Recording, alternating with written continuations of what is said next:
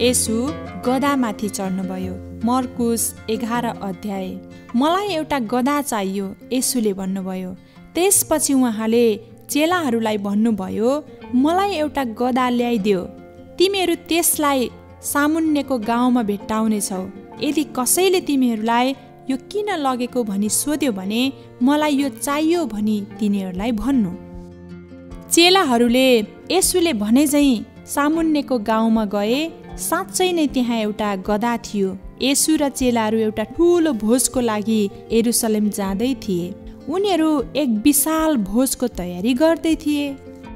चेलाहरूले गधाका मालिकलाई भने, येशूलाई यो गधा चाहिएको छ। ऊ खुसी थियो किनभने उसले येशूलाई गधा दिन पायो। ऊ खुसी थियो किनभने उसको गधाले येशूको मद्दत गर्ने भयो। येशू गधामा चढेर यरुशलेम जानुभयो। उहाँसँग एउटा ठुलो भिड यरुशलेम गयो। तिनीहरूले आफ्ना वस्त्रहरू बाटोमा ओछ्याए। कोही मानिसहरूले राजालाई स्वागत गर्न बाटोमा स्याउलाहरू ओछ्याए। मानिसहरू येशूको पछि लागे र हर्षले यसो भनी कराए, होसन्ना होसन्ना, धन्य हुनुहुन्छ राजा जो परमेश्वरको नाउँमा आउनुहुन्छ। येशूले यरुशलेममा मानिसहरूलाई परमेश्वरका बारेमा बताउनु भयो।